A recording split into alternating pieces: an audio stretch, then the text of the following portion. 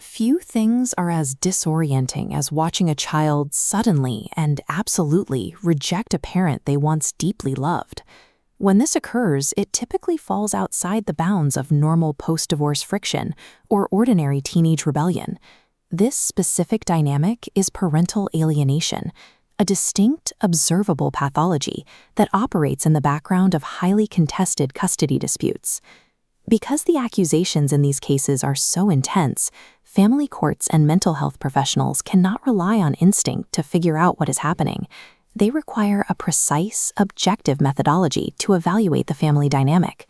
To do that, evaluators look to a foundational framework originally developed by psychiatrist Dr. Richard Gardner.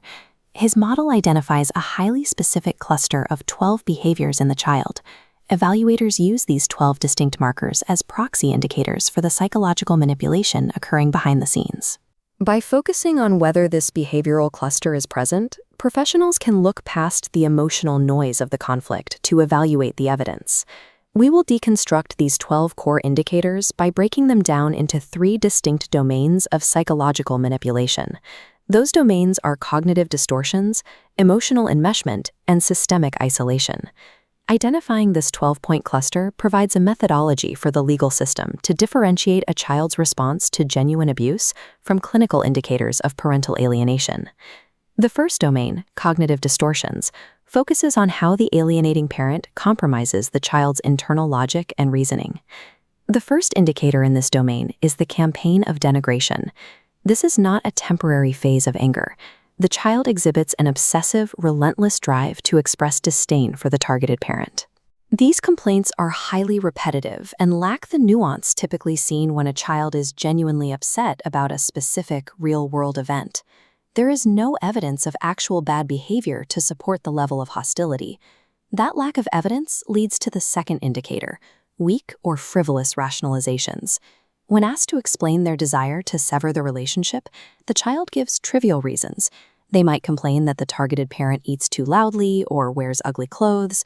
If pressed for a substantial reason, they cannot provide one, often clinging to a minor, long-ago infraction as the sole justification for total estrangement. That disproportionate response reveals the third indicator, lack of ambivalence. Clinicians call this dichotomous or black and white thinking. In healthy relationships, children see good and bad in parents. In alienation, the child views the preferred parent as entirely good and the targeted parent as entirely bad. The child actively rewrites their own history, refusing to acknowledge any positive traits or past affectionate bonds they shared with the targeted parent. Next is the fourth indicator, the independent thinker phenomenon. Despite clear evidence of external influence, the child will insist that the decision to reject the parent is entirely their own idea. They take active steps to protect the alienating parent from any blame. This absolute loyalty manifests as the fifth indicator, reflexive support for the alienating parent. There is a loss of objectivity. Even if the alienating parent is clearly in the wrong, breaking a rule or being verbally abusive, the child will automatically take their side and find a way to blame the targeted parent. These cognitive distortions demonstrate that the child is not processing organic grief or anger, but is following a rigid, zero-sum script.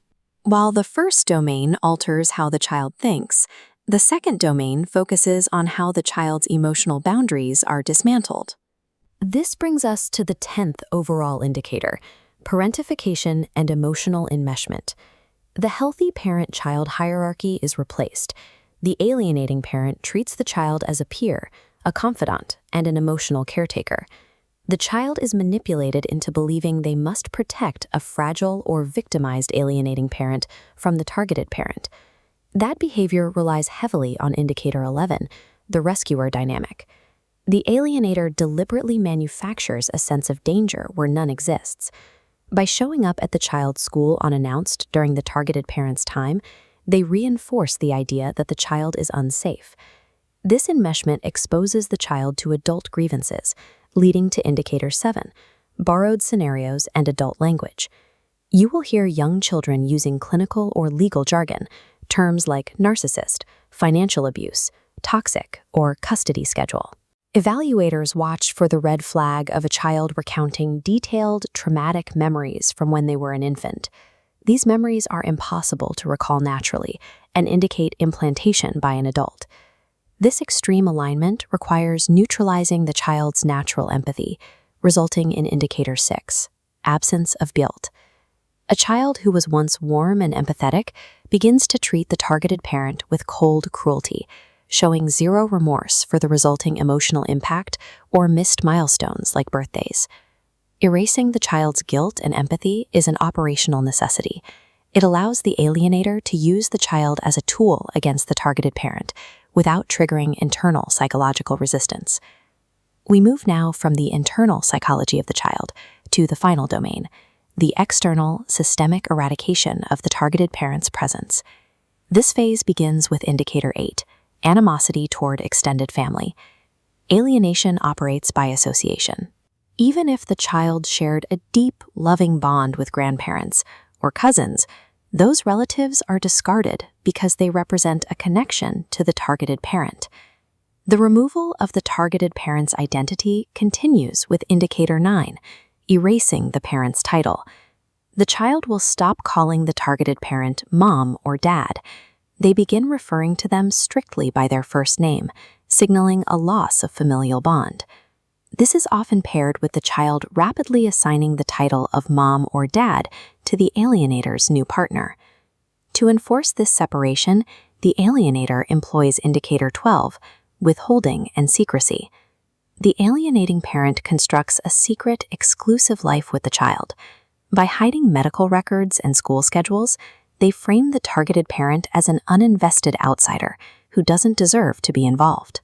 Systemic eradication solidifies this environment, ensuring the child is shielded from contradicting evidence that might challenge the false narrative.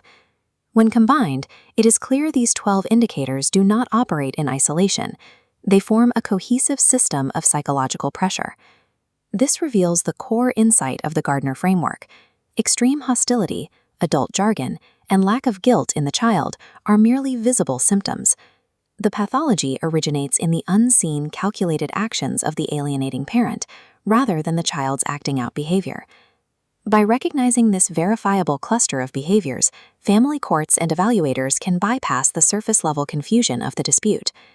Once the mechanics of parental alienation are identified, professionals must stop treating the manipulated child as an independent actor and intervene to protect them from further psychological abuse.